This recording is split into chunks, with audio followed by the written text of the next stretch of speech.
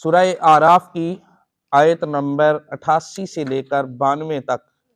کل حضرت شعیب علیہ السلام کے حوالے سے ذکر ہوا تھا اور چند آیات کل تلاوت کی گئی تھی۔ آج الحمدللہ 9واں سپارہ، کل 8 سپارے مکمل ہوئے تھے، آج 9واں سپارہ اس کا ابتدا ہے، اور ابتدائی آیات میں یعنی 88 سورہ آراف کی آیت نمبر 88 سے 9ویں سپارے کی ابتدا ہوتی ہے، اور یہ 92 تک آیت نمبر بلکہ 93 تک یہ حضرت شعیب علیہ السلام کا ہی ذکر ہے۔ آپ جانتے ہیں کل بھی ذکر ہوا تھا کہ حضرت شعیب علیہ السلام کی قوم کا یہ جو گناہ تھا وہ تھا کم تولنا، ناپ تول میں کمی کرنا اور گھٹا کر چیزیں بیچنا، اور پھر دوسرا جو گناہ تھا وہ تھا راستے میں بیٹھ کر رہزنی کرنا۔ راستے میں بیٹھ جاتے تھے اور لوگوں کو لوٹتے تھے، تو اللہ تبارک و تعالیٰ نے ان کے اوپر پتھروں کی بارش کی اور زلزلہ آیا، جس وجہ سے وہ اوندے کے اوندے اپنے گھروں میں رہ گئے۔ حضرت شعیب علیہ السلام فرماتے، چونکہ یہ آیات زیادہ ہیں، کل کافی اس حوالے سے ذکر ہو چکا تھا، میں ان آیات کا صرف ترجمہ عرض کر دیتا ہوں۔ پہلی آیت کریمہ 9ویں سپارے کی جہاں سے ابتدا ہوتی ہے، اللہ تبارک و تعالیٰ نے ارشاد فرمایا، اس کی قوم کے متکبر سردار کہنے لگے کہ اے شعیب، ہم ضرور تمہیں اور تمہارے ساتھ والے مسلمانوں کو اپنی بستی سے نکال دیں گے، یا تم ہمارے دین میں آ جاؤ۔ فرمایا کیا اگرچہ ہم بیزار ہوں۔ اچھا، اس سے پہلی آیات میں حضرت شعیب علیہ السلام نے ان کو منع کیا تھا کہ تم یہ کام نہ کرو، تم غلطی نہ کرو، اللہ کا عذاب تمہارے اوپر آئے گا۔ وہی گناہ، ایک تو ناپ تول میں کمی کرنا اور دوسرا ڈاکہ زنی کرنا، راہ زنی کرنا۔ تو ان کی قوم کے جو متکبر سردار تھے انہوں نے کہا کہ اے شعیب علیہ السلام، اگر آپ خاموش رہتے تو ٹھیک ہے، نہیں تو ہم آپ کو اپنی بستی سے ہی نکال دیں گے، اور پھر صرف آپ نہیں بلکہ آپ کے ساتھ جو دوسرے مسلمان ہیں، آپ کے اوپر ایمان لے آئے ہیں، ہم ان کو بھی نکال دیں گے۔ پھر آگے اللہ تعالیٰ نے فرمایا، بے شک پھر تو ضرور ہم اللہ پر جھوٹ باندھیں گے کہ اگر اس کے بعد بھی ہم تمہارے دین میں آئیں، جبکہ اللہ نے ہمیں اس سے بچایا ہے، اور ہم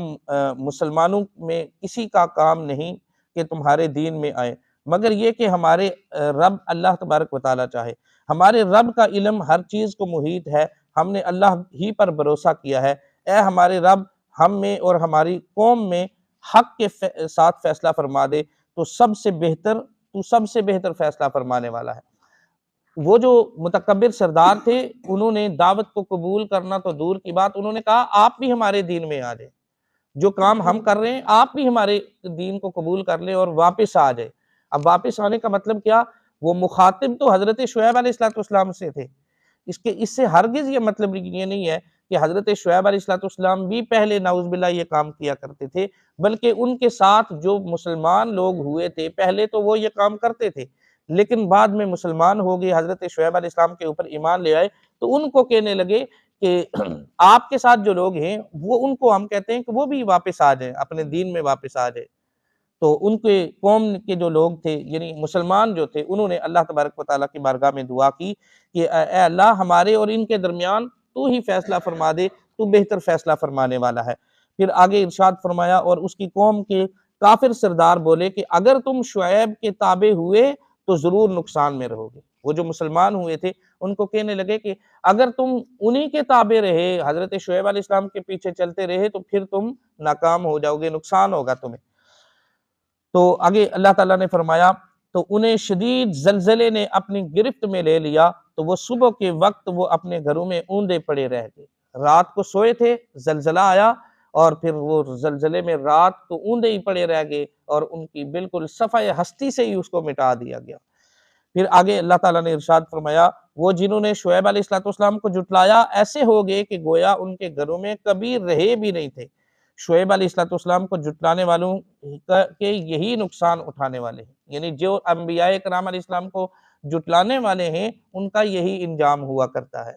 اب مسلسل یہ تقریباً 5 انبیاء کرام کا مسلسل ذکر ہے۔ حضرت نوح علیہ السلام سے شروع ہوا تھا، پھر حضرت ہود علیہ السلام، حضرت صالح علیہ السلام، حضرت لوط علیہ السلام، اور پھر اب حضرت شعیب علیہ السلام کے ذکر ہوا۔ یہ ان تمام امتوں کے احوال کا یہاں پہ ذکر ہوا، اور آخری آیت جو حضرت شعیب علیہ السلام کی قوم کے حوالے سے ہے، تو شعیب نے ان سے منہ پھیر لیا اور فرمایا کہ اے میری قوم، بے شک میں نے تمہیں اپنے رب کے پیغامات پہنچا دیے، اور میں نے تمہاری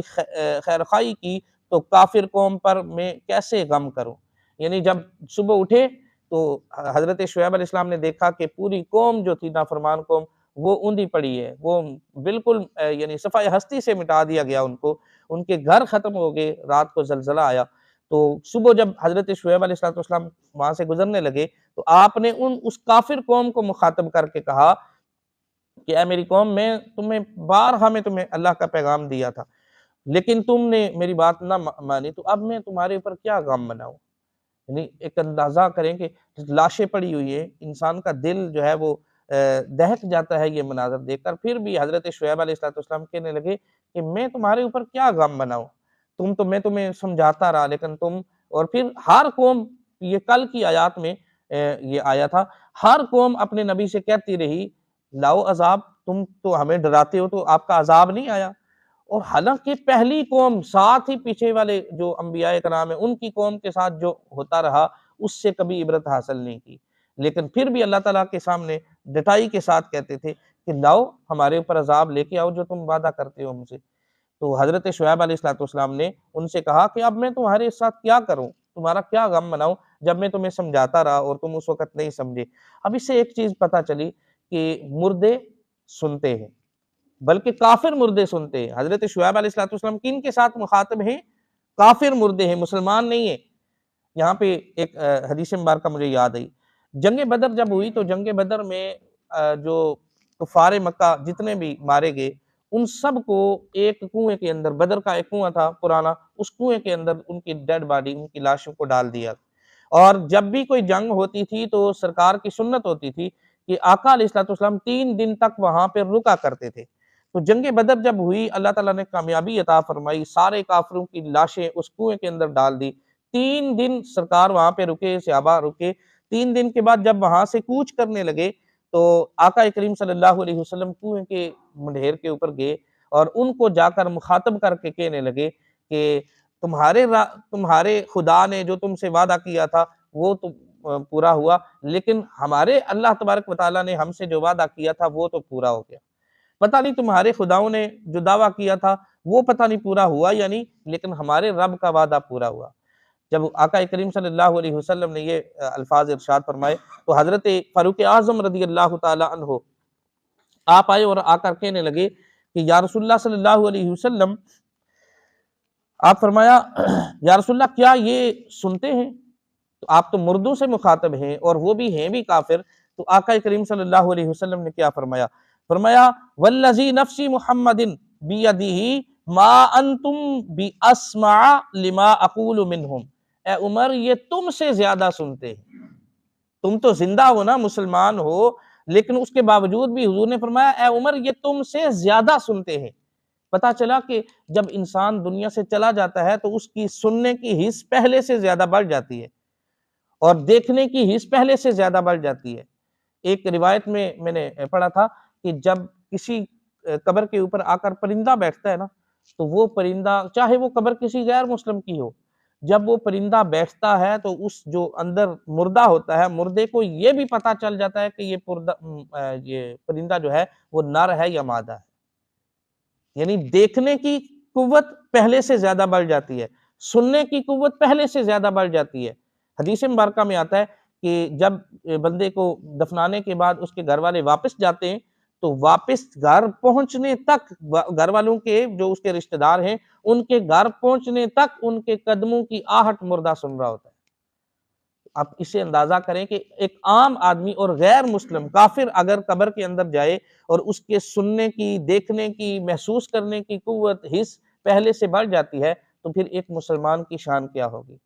پھر اولیاء کرام کی شان کیا ہوگی۔ حضور داتا گنج بخش علی حجویری کی بارگاہ میں ہم جا کر وہاں پہ دعا کرتے ہیں، اللہ تبارک و تعالیٰ کی بارگاہ میں دعا کرتے ہیں تو کیوں جاتے ہیں کہ اگر ایک کافر کی قوت حس، سننے کی، دیکھنے کی اور محسوس کرنے کی قوت اگر بڑھ جاتی ہے تو عام مسلمان کی قوت تو اس سے زیادہ بڑھتی ہوگی، اور پھر اولیاء کرام کی قوت کا کیا عالم ہوگا، اور پھر انبیاء کرام علیہ السلام اور پھر امام الانبیاء کی قوت کا کیا عالم ہوگا۔ اس لیے ہمارا یہ عقیدہ ہے کہ ہم یہاں سے پڑھتے ہیں اور سرکار مدینے میں سنتے ہیں، اور یہ حدیث اس کے اوپر گواہ ہے۔ حضور نے فرمایا اے عمر یہ تم سے زیادہ سنتے ہیں، اللہ اکبر۔ تو اس لیے ہمارا یہ عقیدہ ہے کہ انبیاء کرام علیہ السلام اپنی قبروں میں اور آقا کریم صلی اللہ علیہ وسلم اپنی قبر انور میں اپنی امت کے احوال کو دیکھ بھی رہے ہیں، سماعت بھی فرما رہے ہیں۔ مصطفیٰ جان رحمت پہ لاکھوں سلام جب پڑھا جاتا ہے نا تو سرکار اپنی قبر انور میں سن بھی رہے ہوتے ہیں اور پھر محسوس بھی کر رہے ہوتے ہیں۔ بات دور نکل جائے گی، حضرت فاروق اعظم رضی اللہ تعالیٰ عنہ، حضرت مولا کائنات، آپ دونوں صاحبان آپ عمرے کے لیے تشریف لے گئے اور طواف کیا، طواف کرنے کے بعد حجر اسود کے سامنے کھڑے ہو کر استلام کرنے لگے، اور حضرت فاروق اعظم نے کیا کہا؟ اے حجر اسود، حجر اسود کو مخاطب کر کے کہا، اے حجر اسود، میں تمہیں صرف اس لیے چومتا ہوں کہ میرے نبی نے تمہیں چوما ہے، میرے محبوب نے تمہیں چوما ہے، ورنہ تو ایک کالا پتھر ہے، تجھے چومنے کی کا کوئی ذہن میں کوئی آتا نہیں ہے کہ کس وجہ سے چوما جائے، لیکن ہم تمہیں اس لیے صرف چومتے ہیں کہ ہمارے محبوب نے تمہیں چوما ہے۔ یہ حضرت فاروق اعظم کی محبت تھی کہ سرکار نے جو کام کیا ہم نے وہی کرنا ہے۔